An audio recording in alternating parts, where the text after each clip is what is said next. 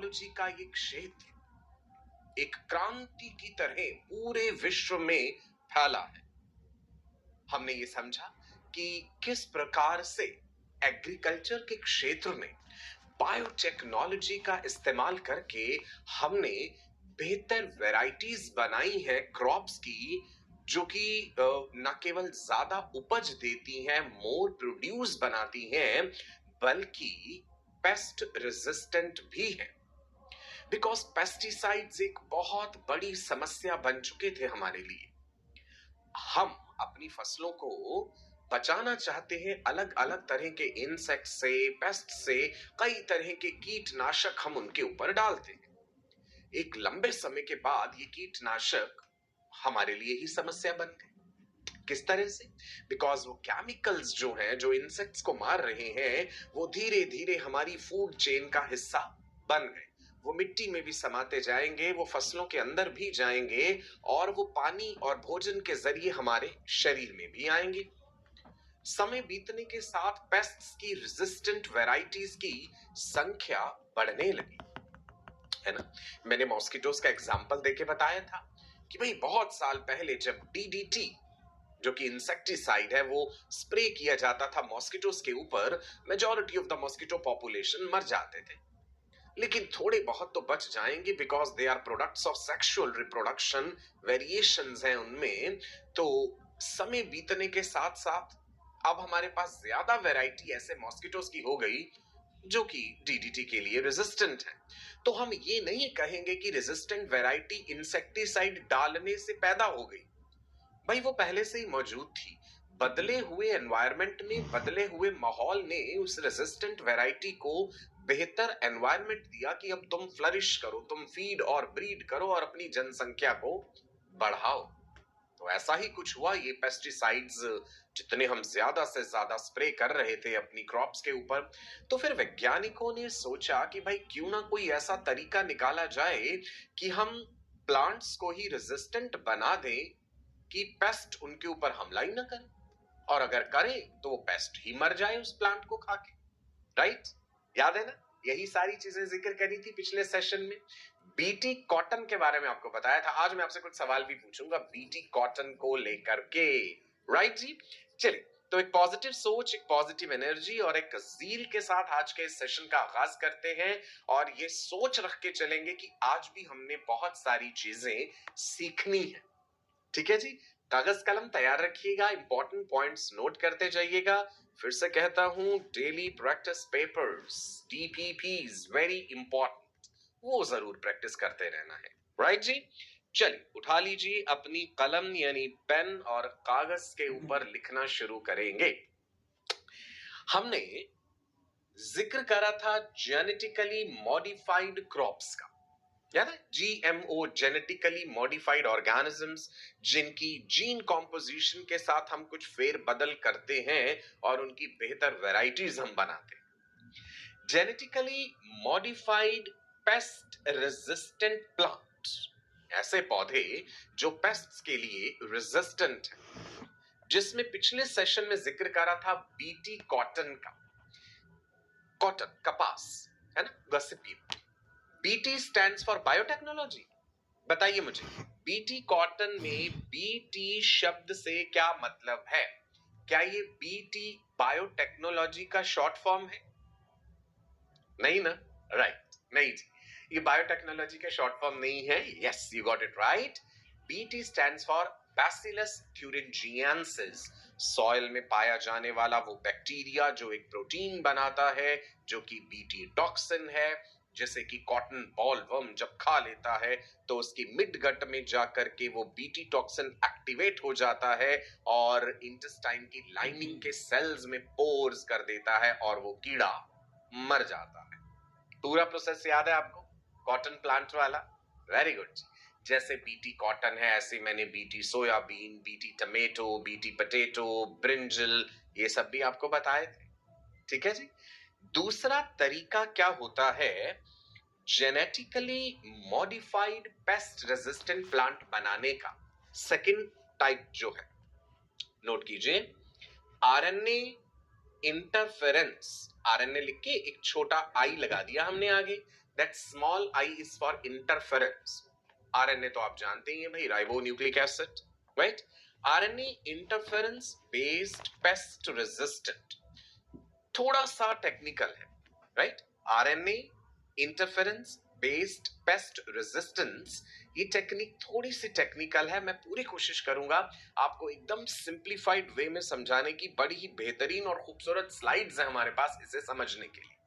सुनो मेरे राजा बेटा एंड माई रानी बेटियां, ऑल माई फ्यूचर डॉक्टर्स। ये एक वर्म दिख रहा है आपको, है ना, कैटरपिलर जैसा, कीड़े जैसा दिख रहा है आपको। This is a nematode. क्या है ये? नीमाटोड बोल दीजिए, नेमेटोड बोल दीजिए। अब एनिमल किंगडम याद कीजिए। एनिमल किंगडम के अलग अलग फाइलम हमने पढ़े थे। पोरीफेरा, सिलेंटरेटा जैसे निडेरिया भी कहते हैं, टीनोफोरा, प्लेटीहेलमिंथस। एक और फाइलम पढ़ा था एशहेलमिंथस, राइट। एशहेलमिंथस में ही नेमेटोड्स आते हैं, वर्म्स, राउंड वर्म्स। चलो, नेमेटोड्स को कॉमनली क्या कहते हैं? Round worms. छोटे छोटे भी होते हैं, बड़े बड़े भी होते हैं साइज के। राउंड वर्म्स में एस्कैरिस लुम्ब्रिकॉइड्स हमने पढ़ा था, most common intestinal parasite. Round worms को राउंड क्यों कहते हैं? जब आप उनका ट्रांसवर्स सेक्शन काटते हैं तो सेक्शन में वो राउंड या सिलिंड्रिकल नजर आते हैं, इसलिए हम उन्हें राउंड वर्म्स कहते हैं। स्यूडोसिलोम होता है इनमें, याद है ना। ये एक नेमेटोड है, ठीक है जी, ये एक वर्म है। ये किसको इन्फेक्ट करता है थोड़ा सा हम समझते पहले। ये है जी तंबाकू का पौधा, टोबैको प्लांट। ये बहुत नुकसान करता है टोबैको प्लांट का। ये उसकी जड़ों में घुस जाता है, उसकी रूट्स में घुसता है, ठीक है।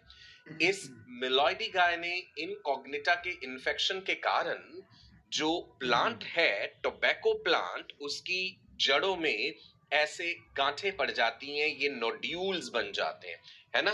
दिख रहे हैं आपको ये रूट में ये नोड्यूल्स दिख रहे हैं? Can you see these nodules, है ना, ये हाईलाइट भी करा मैंने यहाँ पे।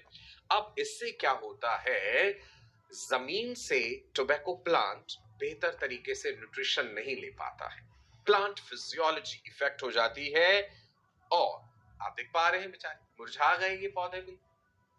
सो ये बहुत बड़ा एक चिंता का विषय है कि मिलॉइडी गायने इनकॉग्निटा नाम का नेमेटोड टोबैको प्लांट की जड़ों को इन्फेक्ट करता है, नोड्यूल्स बना देता है वहां पे, जिसके कारण प्लांट की कंप्लीट फिजियोलॉजी प्रभावित होती है। और आप देख पा रहे हैं कि क्या असर हुआ है प्लांट पे, यील्ड कम हो गई। ओके, तो हमें कोई हल करना पड़ेगा कि टोबैको प्लांट को ये मिलॉइडी गायने इनकॉग्निटा इफेक्ट ना कर पाए, है ना।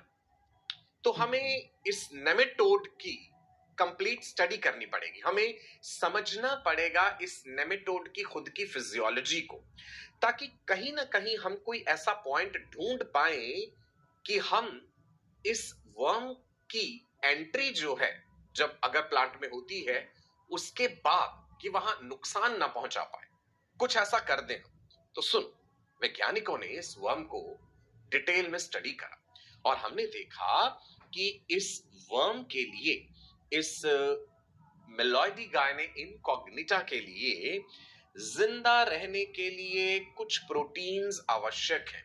इसके स्वयं के शरीर में, इसके सेल्स में कुछ प्रोटीन्स बन रहे हैं जो इसके जीवन के लिए आवश्यक है। वैज्ञानिकों ने दिमाग लगाया कि भाई प्रोटीन बनाने के लिए तो हम जानते हैं सिंपल प्रोसेस जो है हमारा, डीएनए का ट्रांसक्रिप्शन, मैसेंजर आरएनए के बाद ट्रांसलेशन और प्रोटीन्स। याद है ना ये चीज? तो रिकॉल करते हैं जी, central dogma of molecular biology. DNA के रेप्लिकेशन से डीएनए बना है, तो आप जानते हैं डीएनए स्ट्रैंड और बन जाता है। ट्रांसक्रिप्शन जब हुआ तो बना एमआरएनए यानी मैसेंजर आरएनए। ट्रांसलेशन जब हुआ तो बन गए प्रोटीन्स। तो मिलॉइडी गायने इनकॉग्निटा को प्रोटीन्स चाहिए जिंदा रहने के लिए, और प्रोटीन्स बनाने में मैसेंजर आरएनए इन्वॉल्व है। देखो हमारी टेक्निक का नाम क्या था? RNA interference. तो यहीं पे साइंटिस्ट ने सोचा कि इस मैसेंजर आरएनए का ट्रांसलेशन अगर हम ना होने दें तो वो प्रोटीन्स नहीं बनेंगे, है ना। वो प्रोटीन्स नहीं बनेंगे तो वो हम जिंदा ही नहीं रह सकते। ठीक है, बेसिक फंडामेंटल ये है।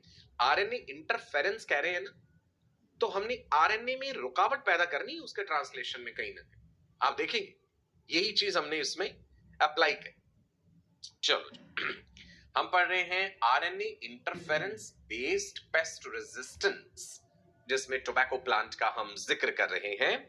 सो साइंटिस्ट ने देखा भाई messenger RNA of the specific proteins जो है उसमें मेलाइडोकाइने इनकॉग्निटा में इन प्रोटीन्स को हमने स्टडी करा और मैसेंजर आरएनए आइसोलेट कर लिया। ये हम कर सकते हैं, बायोटेक्नोलॉजी के जरिए हमने मैसेंजर आरएनए आइसोलेट करा। नो, मैसेंजर आरएनए से हमने एक कॉम्प्लीमेंट्री डीएनए बना लिया। आरएनए से डीएनए बन सकते क्या? अभी तो हम कह रहे थे डीएनए से आरएनए बनते। यस, बन सकता है। आरएनए से भी डीएनए बनता है और उस प्रक्रिया को कहते हैं बेटा जी रिवर्स ट्रांसक्रिप्शन। ठीक है, सुनो, कुछ खास प्रोटीन्स हैं जो मेलाइडोकाइने इनकॉग्निटा नेमेटोड के जिंदा रहने के लिए आवश्यक हैं। उन प्रोटीन्स को बनाता है मैसेंजर आरएनए। हमने मैसेंजर आरएनए आइसोलेट करा उस वर्म का पर्टिकुलर जो प्रोटीन्स बनाने के लिए है, और मैसेंजर आरएनए के लिए कॉम्प्लीमेंट्री हमने एक डीएनए बना लिया। मैसेंजर आरएनए से सीडीएनए रिवर्स ट्रांसक्रिप्शन प्रक्रिया से। वेरी गुड जी। अब आपको कहेंगे कि भाई डीएनए क्यों बनाया है? भाई हम डील करने जा रहे हैं टोबैको प्लांट से। टोबैको प्लांट का सेल लेंगे, वहीं कुछ ना कुछ तोड़ मरोड़ करनी, तो वो तो यूकैरियोट है। डीएनए जेनेटिक मटेरियल है उसका, प्लांट का। तो डीएनए में कुछ इनकॉर्पोरेट करने के लिए डीएनए तो चाहिए होगा। डीएनए में इनकॉर्पोरेट कराना है तो डीएनए तो चाहिए होगा। समझ आई अब ये बात? डीएनए के अंदर आरएनए तो नहीं डालेंगे हम, इसलिए हमने पहले मेलाइडोकाइने इनकॉग्निटा नेमेटोड के उन खास प्रोटीन्स को बनाने वाले मैसेंजर आरएनए के लिए लेबोरेटरी में कॉम्प्लीमेंट्री डीएनए बना लिया। क्लियर हुई इतनी बात? चलो जी अब आगे देखते हैं ना। देखो, एक बेसिक सी बात समझो पहले। यहाँ पे ये स्लाइड आपसे क्या कहना चाह रही है बेटा जी? कलर अलग ले लेते हैं आपको समझाने के लिए। ये है जी हमारे डीएनए के 2 स्ट्रैंड्स, राइट। इससे ट्रांसक्रिप्शन हुआ तो बनता है इमैच्योर आरएनए। हम ये बात जानते हैं यूकैरियोट्स के केस में जो प्रोसेसिंग होता है उस इमैच्योर आरएनए का, याद है, post transcriptional modifications, splicing, introns, exons, ligation, capping, सब याद आ गया है ना। सो इमैच्योर आरएनए का स्प्लाइसिंग होने पर मैच्योर मैसेंजर आरएनए बनता है। मैच्योर मैसेंजर आरएनए को साइटोप्लाज्म में भेजा जाता है। कहां से? न्यूक्लियस से। ये सब कुछ न्यूक्लियस में हो रहा है। न्यूक्लियस से मैच्योर मैसेंजर आरएनए साइटोप्लाज्म में ट्रांसपोर्ट हुआ, वहां पे ट्रांसलेशन हुआ। याद है, ट्रांसफर आरएनए, राइबोसोमल आरएनए, सबका रोल पढ़ा था हमने, और बन गया खास तरह का प्रोटीन। ये एक बेसिक प्रक्रिया है जो आप जानते हैं ना। अब एक बात सुन ध्यान से। मैसेंजर आरएनए ट्रांसपोर्ट हमने कर दिया है, मतलब हमने क्या कर दिया, एक नेचुरल प्रोसेस है, वो साइटोप्लाज्म में आया। आरएनए सिंगल स्ट्रैंडेड है। अगर ये आरएनए डबल स्ट्रैंडेड हो, अगर आरएनए डबल स्ट्रैंडेड हो गया तो ट्रांसलेशन प्रक्रिया नहीं हो पाएगी।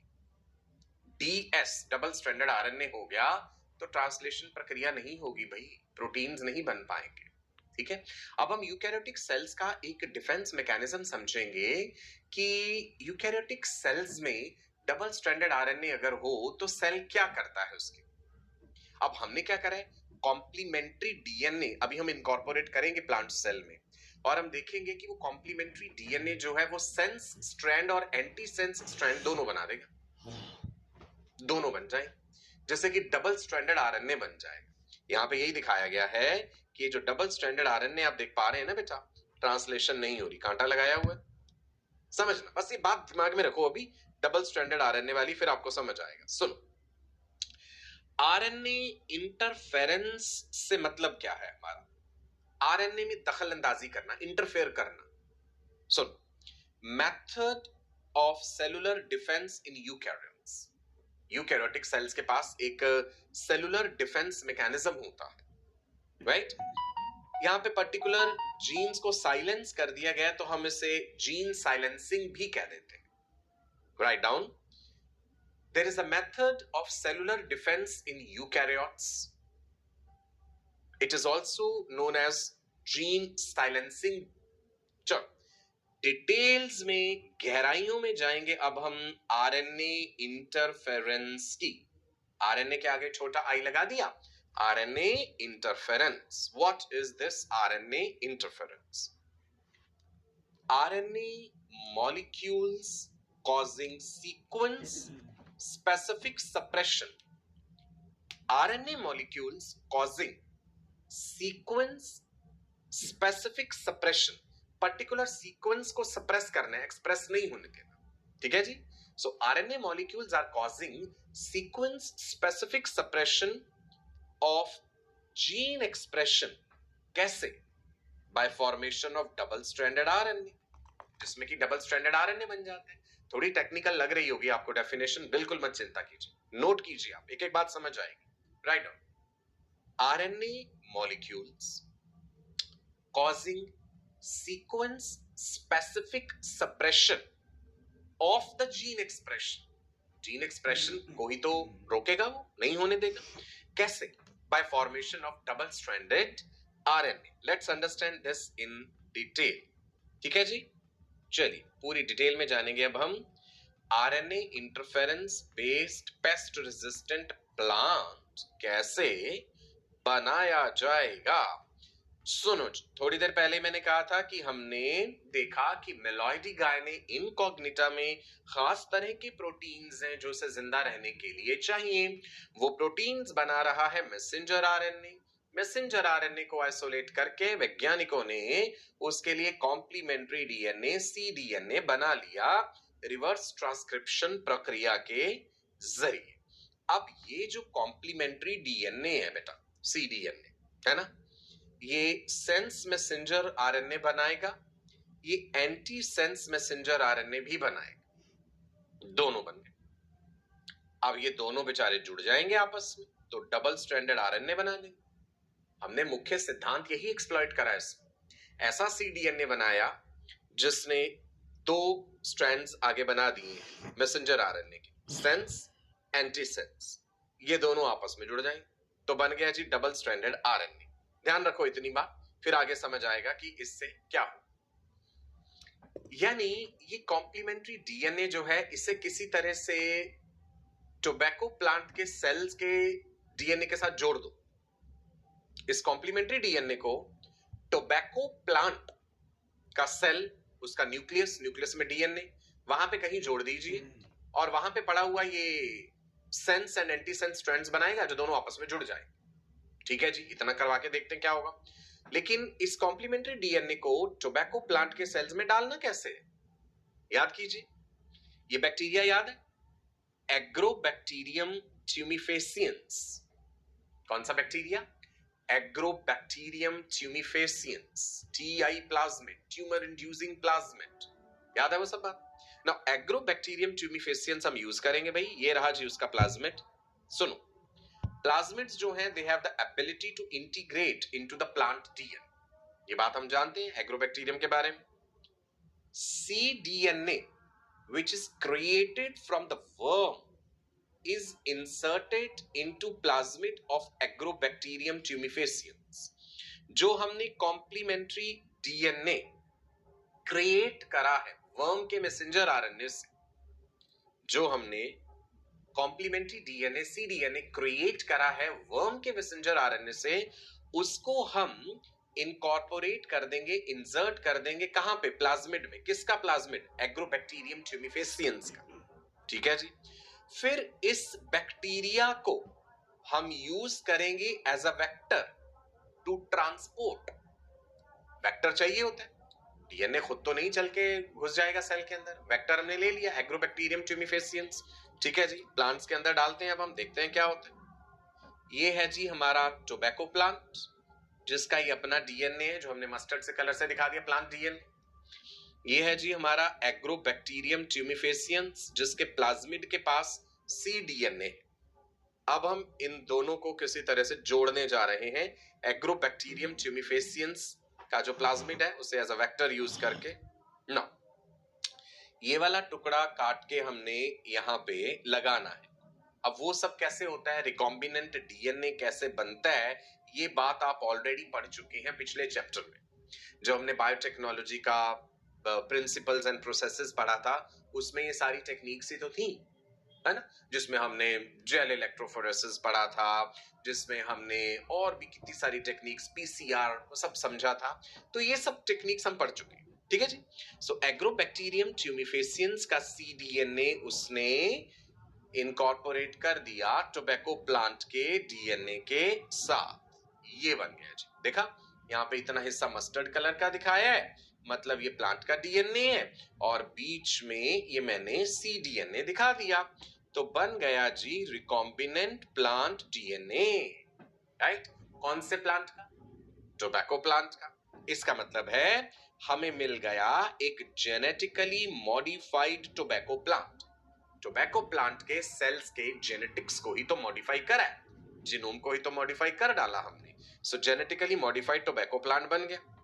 चलो जी, अब क्या खास बात हो, ये जेनेटिकली मॉडिफाई आपने कर लिया, वर्म से इसका बचाव कैसे होगा, बात तो यही थी।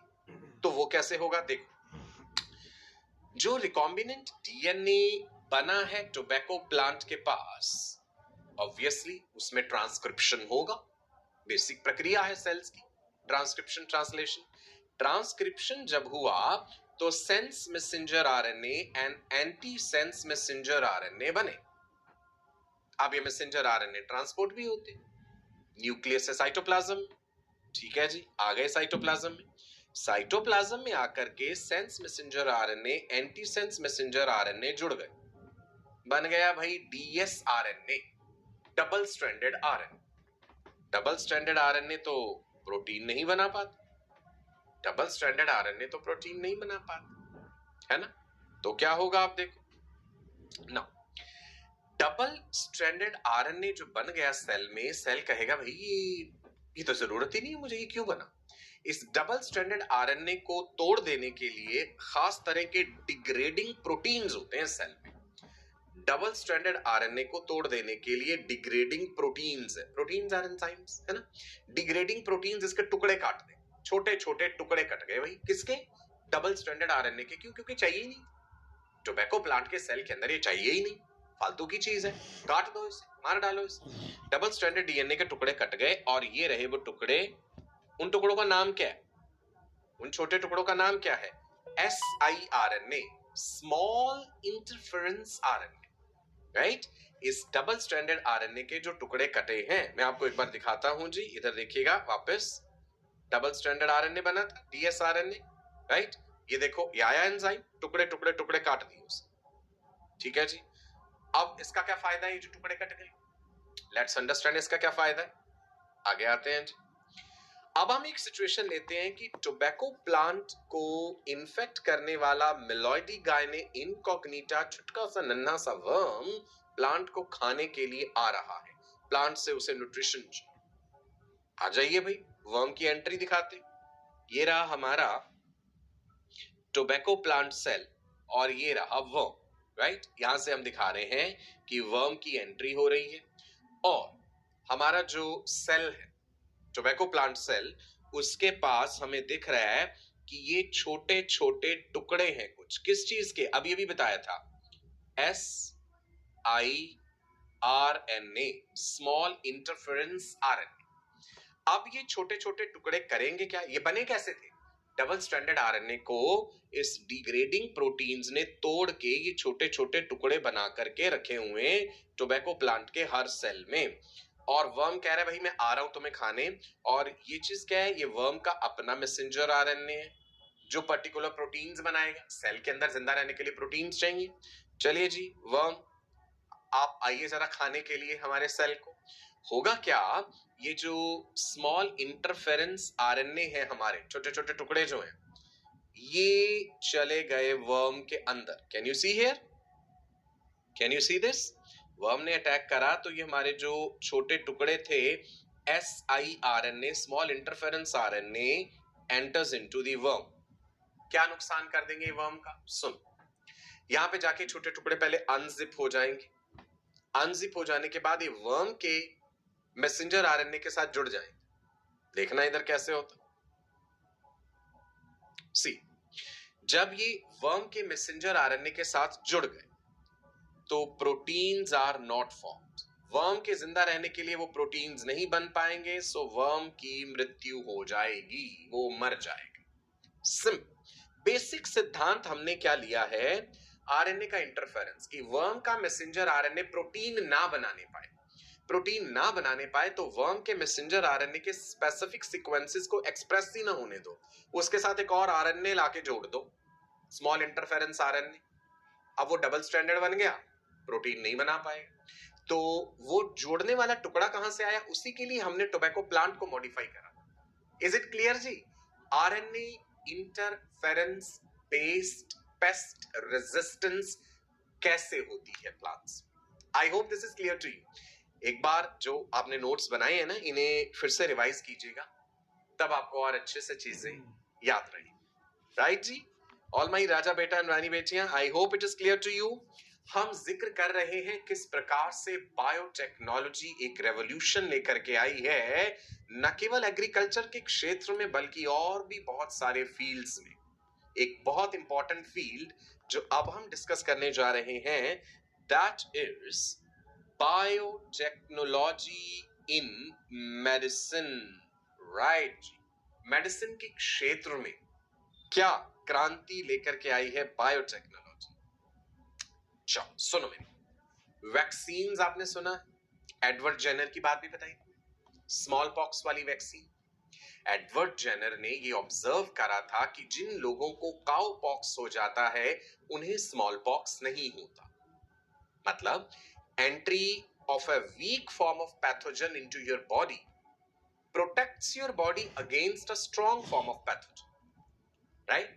तो इसी सिद्धांत को एक्सप्लॉइट करते हुए उन्होंने स्मॉल पॉक्स के लिए वैक्सीन बनाई थी।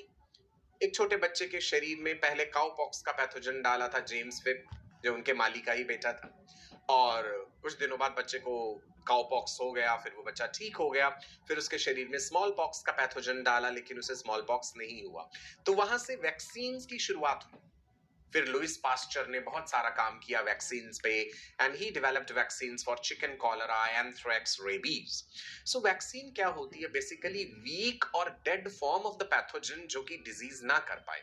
अब तो हमारे पास और हाईली एडवांस्ड वैक्सीन्स भी बन गई हैं, रिकॉम्बिनेंट डीएनए वैक्सीन्स, कई तरह की वैक्सीन्स हैं। ठीक है जी? सो वैक्सीन्स कंटेन पार्ट और द होल ऑर्गेनिज्म, वीक हो, डेड हो, that is weakened or dead or inactive, जब वो शरीर में जाता है it will trigger the immune response. Weak form of pathogen आया तो मेरा इम्यून सिस्टम उसके खिलाफ ट्रिगर हो जाएगा और इम्यूनिटी आ जाएगी मुझ में। वो वीक फॉर्म मुझ में बीमारी नहीं कर पाएगी, या हल्की फुल्की बीमारी करेगी, मृत्यु नहीं होगी उससे, लेकिन उस वीक फॉर्म ने या dead form of the pathogen ने इम्यून सिस्टम को स्टिमुलेट करके और तैयार करवा दी एंटीबॉडीज और बाकी डिफेंस मैकेनिज्म्स की जब स्ट्रॉन्ग फॉर्म ऑफ पैथोजन आएगा तो पहले से वो आर्मी तैयार हो उससे लड़ने के लिए। ठीक है जी? सो वैक्सीन्स कंटेन पार्ट और the whole organism which is weak और इनएक्टिव और डेड और एटीन्यूएटेड।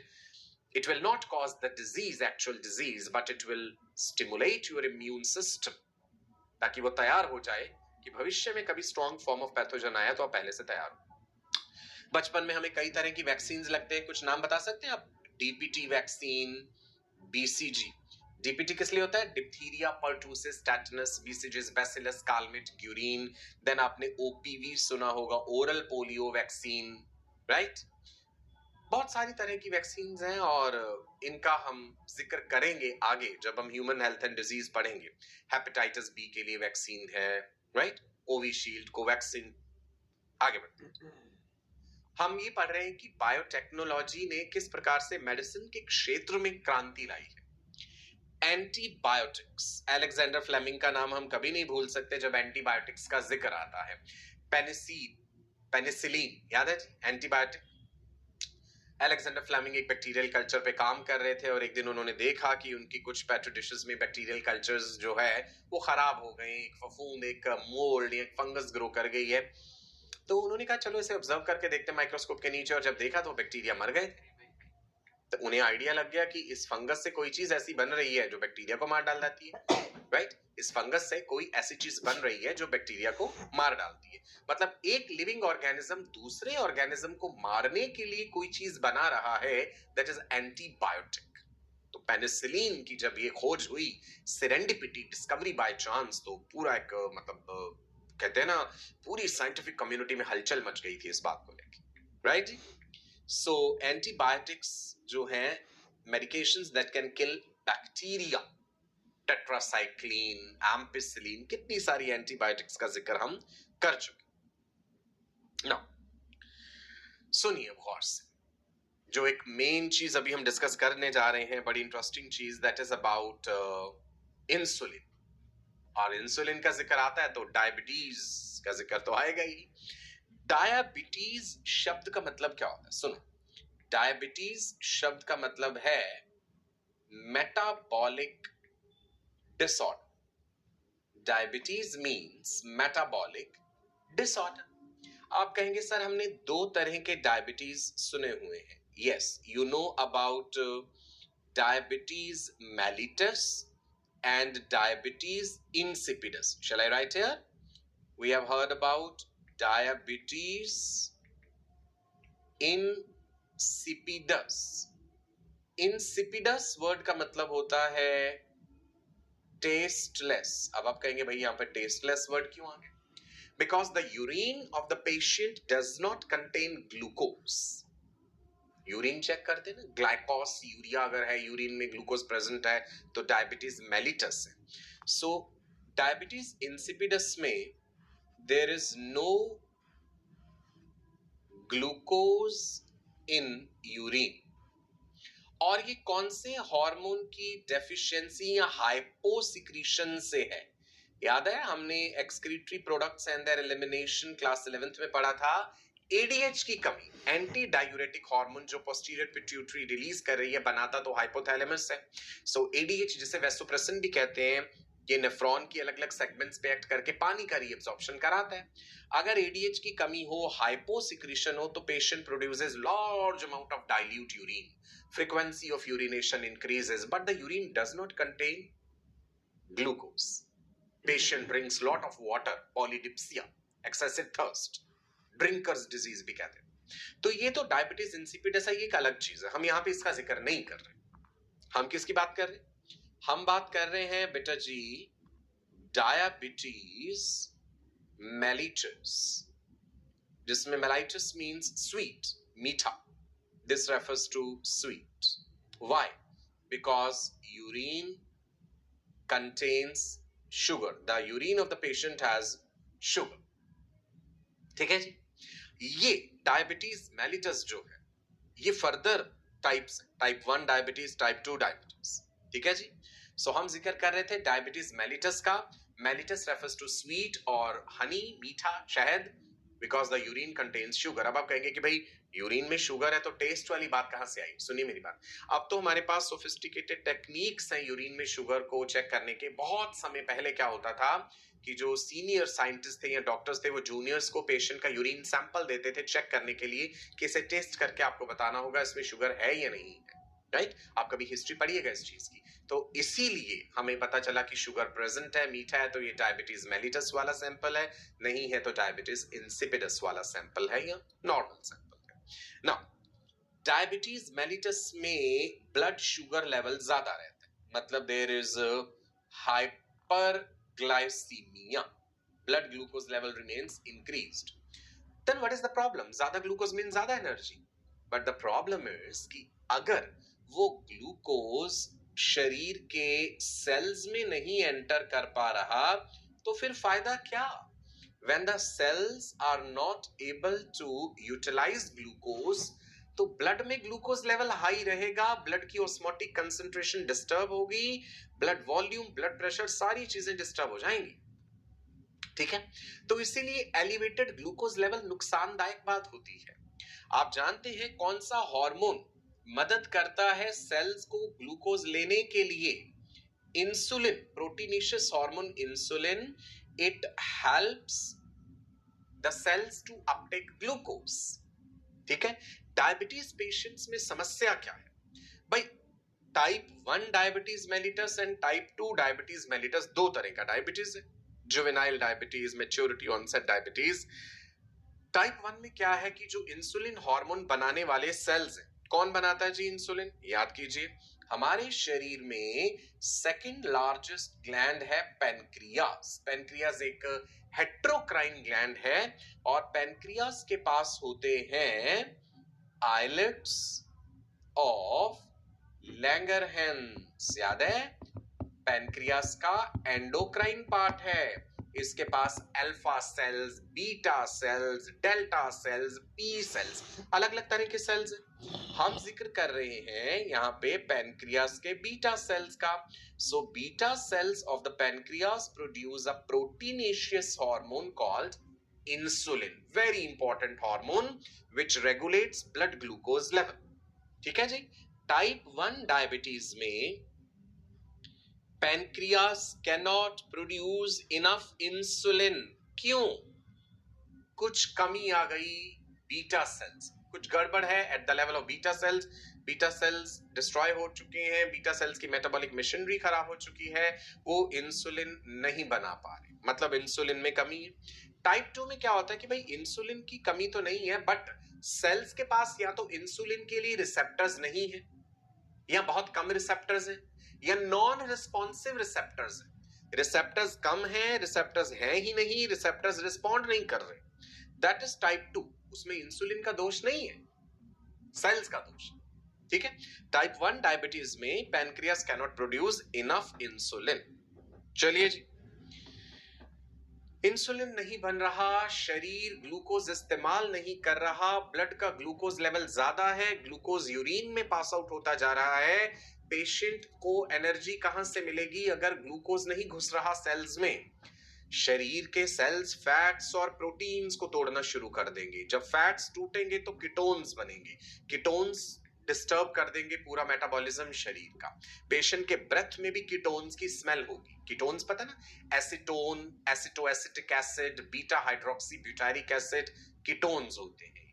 ठीक है जी, तो हमें इलाज कैसे करना पड़ेगा पेशेंट? या तो हमें ऐसी दवाइयां देनी पड़ेंगी, मेटफॉर्मिन आपने सुना होगा, या और तरह की ड्रग्स हैं जो पेनक्रियास को स्टिमुलेट करती हैं कि भाई बनाओ बनाओ और इंसुलिन बनाओ। लेकिन जब ये दवाइयां भी कारगर साबित नहीं होंगी तो पेशेंट को बाहर से इंसुलिन इंजेक्शंस लेने पड़ेंगे। ठीक है, सुन गौर से, अब आ रही है बिल्कुल इंटरेस्टिंग बात है। आपको फील आ रहा होगा कि जैसे वाकई हम भाई अभी एमबीबीएस की पढ़ाई कर रहे हैं, डॉक्टर बनने जा रहे हैं। अब बिल्कुल वैसा ही फील देंगे हम आपको। How do we treat a type 1 diabetic patient? कैसे? सिंपल है, आप कहेंगे सर उसे इंसुलिन का इंजेक्शन दे दीजिए। भाई इंसुलिन कहीं से बनानी भी तो पड़ेगी, इंसुलिन का सोर्स भी तो चाहिए, कहां से आएगा इंसुलिन? एक्सटर्नल इंसुलिन दो तरह का हो सकता है, बेस्ड ऑन ओरिजिन। ठीक है जी, बेस्ड ऑन ओरिजिन की इंसुलिन कहां से आया है आपके पास? इंसुलिन दो तरह का हो सकता है, किसी जानवर के शरीर से आया है, एनिमल इंसुलिन है, या माइक्रोबियल इंसुलिन है, कहीं बैक्टीरिया से आपने बनाया किसी तरह का, तो दो तरह का इंसुलिन। ठीक है जी, एनिमल इंसुलिन क्या है? अलग अलग जानवरों के शरीर से इंसुलिन ले लीजिए भाई, कैटल, पिग्स, शीप, अलग अलग जानवर हैं जहां से आप इंसुलिन ले सकते हो। भाई आपने एक्सट्रैक्ट कर लिया इंसुलिन, वो इम्प्योर होगा इंसुलिन, है ना, उसके साथ और प्रोटीन्स और कई तरह की कंटामिनेशन हो सकती है, तो आपने उसे प्यूरिफाई कर लिया और आपके पास आ गया प्योर इंसुलिन। लेकिन लेकिन लेकिन इसके कई नुकसान हैं, कई डिसएडवांटेजेस हैं। क्या डिसएडवांटेजेस हैं? गौर से सुनिए। It can cause severe allergic reactions in some patients. Allergy क्या है? शरीर का एक हाइपर सेंसिटिव रिस्पॉन्स है टू अ पर्टिकुलर एलर्जन। कोई चीज शरीर में आई, हमारा शरीर बाहर की कोई चीज टॉलरेट नहीं करेगा, हमारे इम्यून सिस्टम को पता चल जाएगा, तो इम्यून सिस्टम उसके खिलाफ लड़ेगा, एलर्जिक रिएक्शन होगा। तो जब आप इंसुलिन बाहर से दे रहे हैं, ये इतना इजी नहीं है। आपके इंसुलिन की कितनी भी कोशिश कर लो प्योरिटी बनाने की, जो एनिमल इंसुलिन है, कुछ ना कुछ कंटामिनेशन होगा जो प्रभावित करेगा इंसान को और एलर्जी होगी। और दूसरा डिसएडवांटेज कि ऐसे आप अलग अलग जानवरों को मार के या उनके पैनक्रियास के बीटा सेल्स आइसोलेट करके इतने कमर्शियल स्केल पे लार्ज अमाउंट में इंसुलिन प्रोड्यूस नहीं कर सकते, संभव नहीं। तो हमें क्या करना पड़ेगा? तो हमें करना पड़ेगा अपनी बायोटेक्नोलॉजी का इस्तेमाल, microbial insulin production using recombinant DNA technology, microbial insulin production using rDNA technology. चलिए अब इसे समझते हैं। अच्छा, ये भी इतना आसान नहीं होने वाला, इसमें भी कई मुश्किलें आएंगी। सुनिए, आप जानते हैं कि भाई बेसिक तरीका होगा कि एक रिकॉम्बिनेंट प्लाज्मिड बनाओ, इंसुलिन वाला जीन डालो, ये तो हम जानते हैं। सबसे पहले आइसोलेशन करा जीन का, इंसर्शन कर दिया जीन ऑफ इंटरेस्ट का प्लाज्मिड में, वेक्टर तैयार हो गया, amplification process, PCR, everything you are familiar with, वो हमने प्रिंसिपल्स एंड प्रोसेसेस में पढ़ा। तो हमने ई कोलाई बैक्टीरिया में डाल दिया वो अपना recombinant plasmid, non functional insulin protein बन तो गया इंसुलिन, बट प्रॉब्लम वो इंसुलिन फंक्शनल ही नहीं। क्यों नहीं है फंक्शनल? वैज्ञानिक हैरान हो गए उस चीज से। हमने देखा कि भाई कोई तो गड़बड़ हो रही है कहीं पे, कि जो इंसुलिन बन तो गया पर वो काम क्यों नहीं कर रहा। इंसुलिन के स्ट्रक्चर को समझना होगा, राइट? कहीं ऐसा तो नहीं है कि जब ह्यूमन बॉडी में इंसुलिन बनाते हैं पैनक्रियास के बीटा सेल्स, तो उसका कोई मॉडिफिकेशन होता हो किसी तरह का सेल के अंदर ही, कुछ इनएक्टिव इंसुलिन को एक्टिव करने का तरीका हो सेल के पास। ठीक है जी। So the question is, why did that insulin fail to produce the actual response, right? Functional insulin क्यों नहीं बना? देखते हैं जी। हम एक बात समझते हैं यहाँ पे, ये रहा हमारा इंसुलिन बनाने वाला जीन। ह्यूमन जीनोम प्रोजेक्ट ने ये सारी कहानी हमारे सामने रख दी है कि कैसे, कहां पे लोकेटेड है इंसुलिन वाला जीन। ना, ये जो इंसुलिन जीन है बेटा, ये जब एक्सप्रेस होता है तो A chain, B chain and एक पेप्टाइड और बनता है इन दोनों के बीच में, सी पेप्टाइड। इंसुलिन प्रोटीन ही तो है, अमीनो एसिड से ही तो बना होगा, तो समझ लो अमीनो एसिड्स की चेन दिखाई है आपको, A chain, B chain and C peptide. This is called pro-insulin. What is this called? Pro-insulin. ये काम नहीं करेगा, कुछ मॉडिफिकेशन करना पड़ेगा इसका। क्या मॉडिफिकेशन है? देखो जी, ए चेन, बीच में सी पेप्टाइड दिख रहा है और बी चेन दिख रही है, भैया काटना पड़ेगा उस सी पेप्टाइड। कट गया, देखा आपने?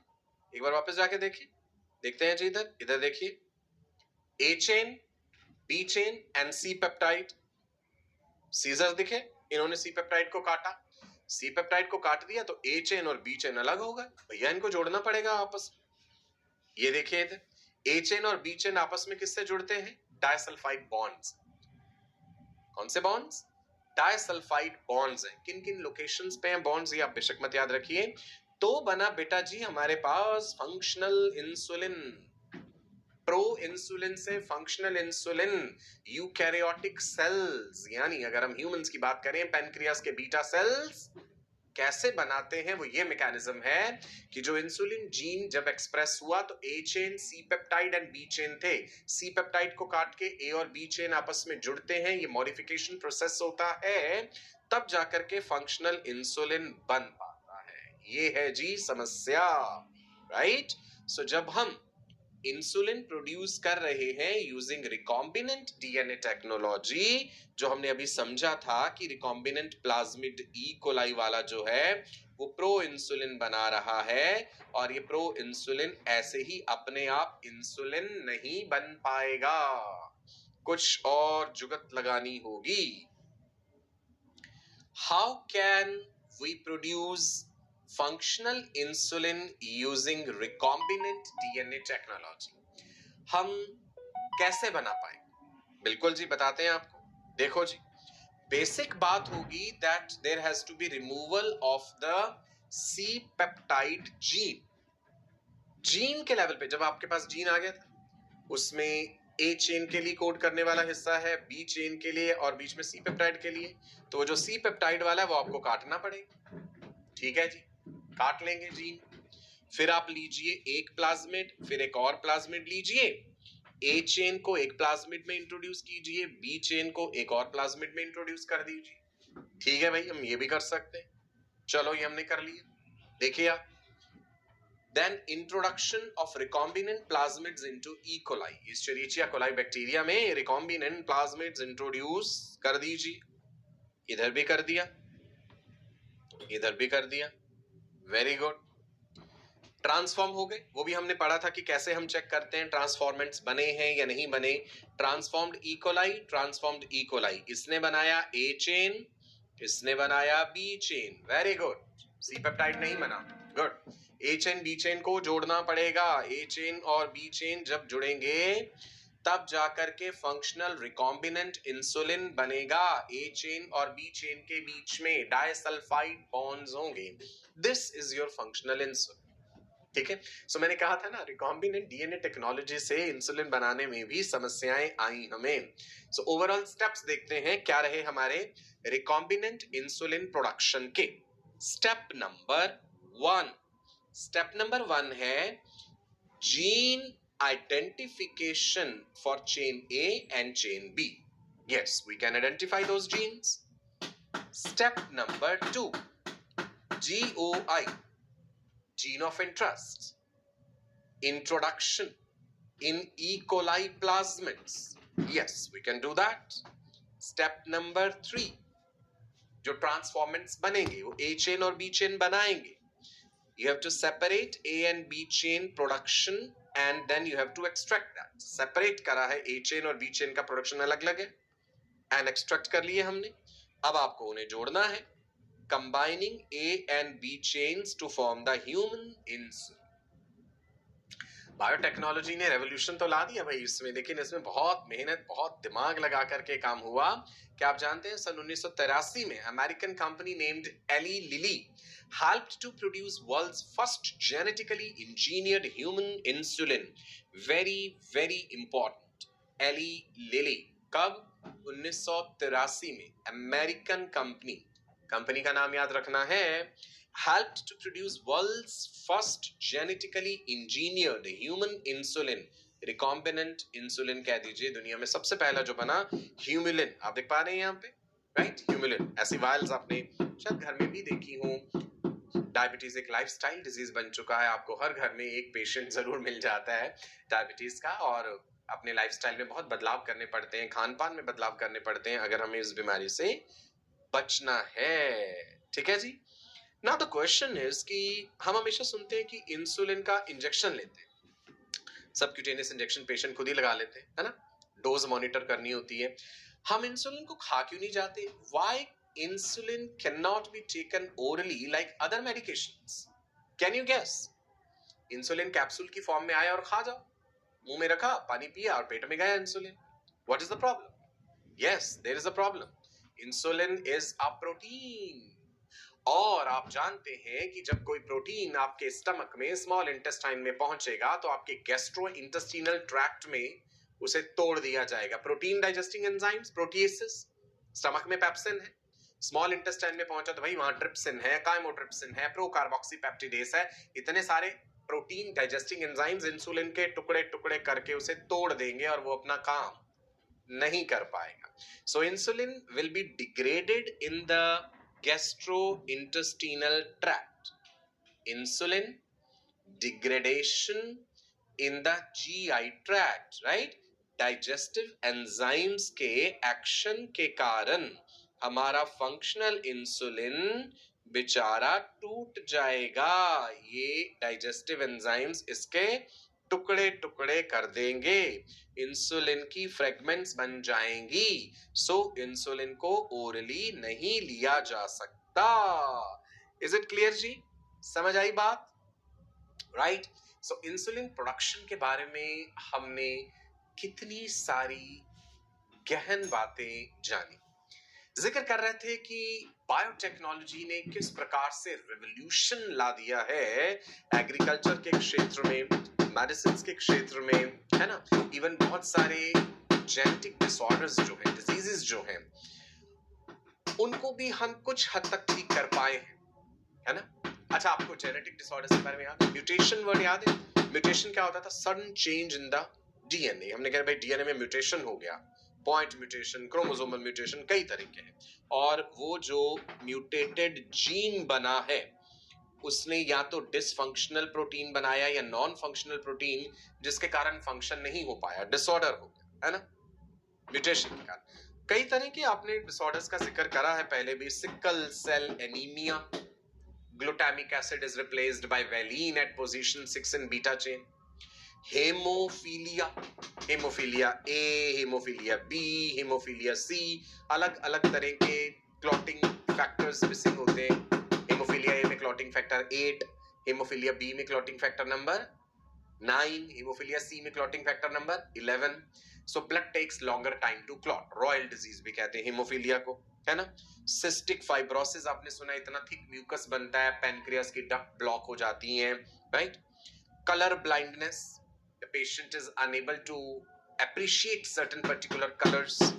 Phenyl ketonuria PKU, phenylalanine hydroxylase enzyme नहीं है, फिनाइलएलानिन का लेवल बढ़ता जाता है, उससे बहुत सारी मेटाबॉलिक डिस्टर्बेंस होती है। थैलेसीमिया, हेमोग्लोबिन चेन्स का सिंथेसिस नहीं हो रहा। सो बहुत सारे जेनेटिक डिसऑर्डर्स हैं, इनके अलावा भी और बहुत सारे।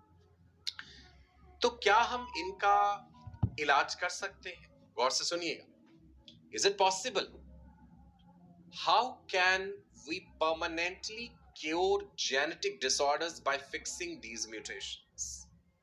क्या हमारे पास बायोटेक्नोलॉजी में ऐसी टेक्निक्स हैं कि डिफेक्टिव जीन को हटा के अच्छा जीन डाल दिया जाए और फंक्शनल प्रोडक्ट बनने लग जाए?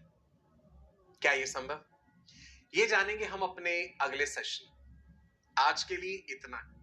बड़ी सारी इंटरेस्टिंग चीजें हैं अभी बायोटेक्नोलॉजी में आने वाली हैं, और बहुत से बच्चों का तो बहुत ज्यादा इंटरेस्ट बन जाएगा इस टॉपिक में, राइट।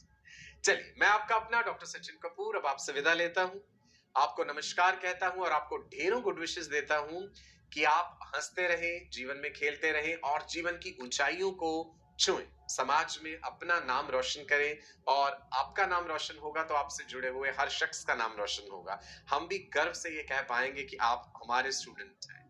याद रहे, केवल नीट क्लियर नहीं करना है बल्कि बेहतरीन रैंक के साथ क्लियर करना है, ताकि अच्छे गवर्नमेंट मेडिकल कॉलेज में आपको सीट मिल सके। अगली बार फिर मिलेंगे, आगे बढ़ेंगे बायोटेक्नोलॉजी में और चीजों को समझेंगे। तब तक के लिए नमस्कार, bye bye, God bless you all, wish you all a very bright and prosperous future, stay blessed.